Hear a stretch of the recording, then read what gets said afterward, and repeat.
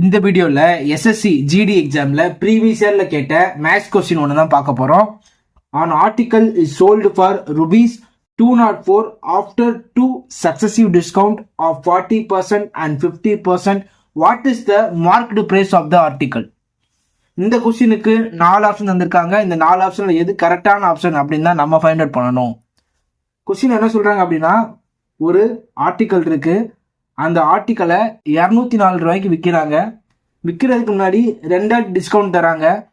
ஒரு ஆட்டி 40%, இன்னொரு ஆட்டி 50%.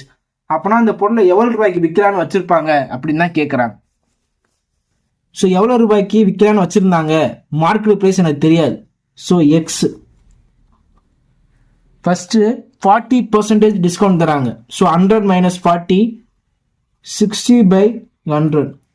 ரெண்டாவது 50% டிஸ்கவுண்ட் தராங்க. So 100 - 50 50/100 equal to selling price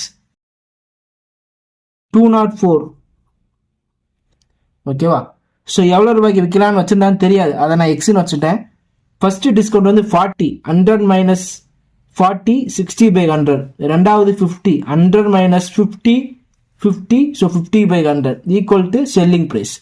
இந்த மாதிரி எழுதணும் அப்படின்னா ஈஸியாக ஆன்சர் ஃபைண்ட் அவுட் பண்ணிடலாம். இது வந்து ஷார்ட்கட், இப்படி தான் எழுதணும். ஓகேவா?